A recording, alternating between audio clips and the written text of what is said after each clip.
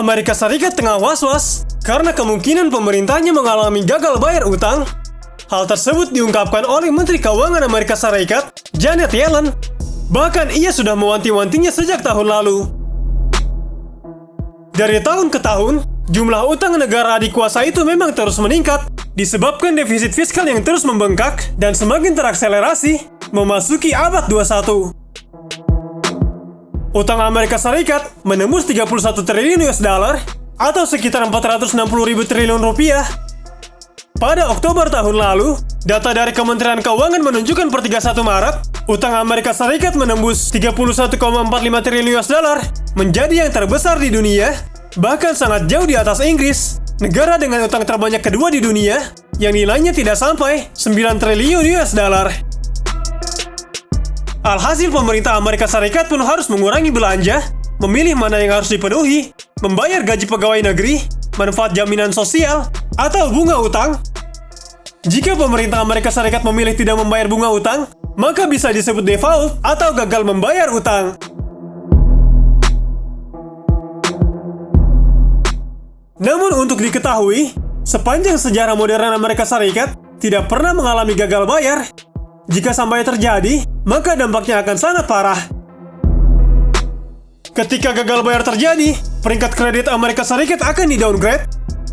Dalam kondisi tersebut, pasar saham Amerika Serikat, Wall Street, juga diprediksi akan merosot. Ditambah lagi jika sampai terjadi gagal bayar, penurunan peringkat utang bisa sangat tajam, dan gejolak di pasar finansial tentunya akan sangat besar, tidak hanya di Amerika Serikat, tetapi juga di dunia. Lantas seperti apa dampaknya untuk pasar keuangan di Indonesia?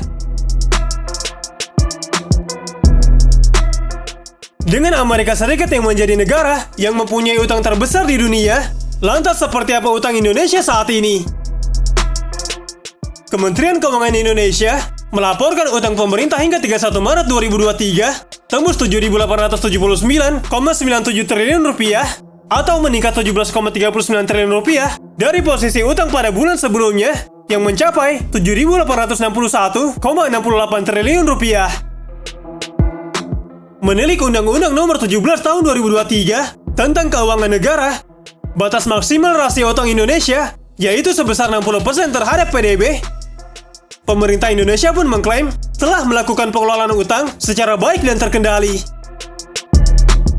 Utang pemerintah Indonesia dalam bentuk pinjaman hingga Maret 2023 mencapai 865,48 triliun rupiah, terdiri dari pinjaman dalam negeri sebesar 21,31 triliun rupiah dan pinjaman luar negeri mencapai 844,17 triliun rupiah. Guna meningkatkan efisiensi pengelolaan utang dalam jangka panjang, pemerintah mengungkapkan akan terus berupaya mendukung terbentuknya pasar SBN domestik yang dalam, aktif, serta likuid.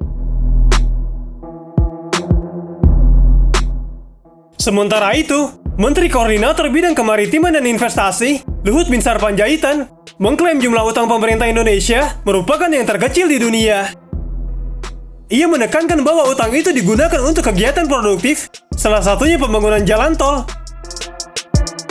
Luhut Binsar Panjaitan mengatakan, pemerintah juga tidak bodoh atau sembarangan dalam menggunakan utang.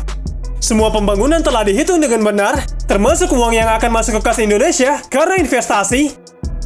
Sebagai contoh pembangunan jalan tol Serang Panimbang sepanjang 85 km, Luhut Binsar Panjaitan menjamin bahwa pembangunan itu akan meningkatkan ekonomi masyarakat Banten. Dengan kata lain, ada dampak positif yang dihasilkan dari penggunaan utang tersebut. Selain itu, Direktur Jenderal Pengelolaan Pembiayaan dan Resiko Kementerian Keuangan, Luki Alfirman, menjelaskan utang bisa digunakan untuk pembiayaan APBN secara umum, mulai dari infrastruktur serta investasi. Luki Alfirman mengatakan, utang dibutuhkan karena kebutuhan belanja pemerintah lebih besar dibandingkan dengan penerimaan. Belanja itu khususnya diperlukan untuk mendorong pertumbuhan ekonomi. Tidak hanya itu, pemerintah Indonesia menargetkan belanja yang cukup besar demi meningkatkan kesejahteraan masyarakat, peningkatan kualitas pendidikan dan kesehatan, mengurangi pengangguran, mengurangi kesenjangan, serta mengurangi kemiskinan.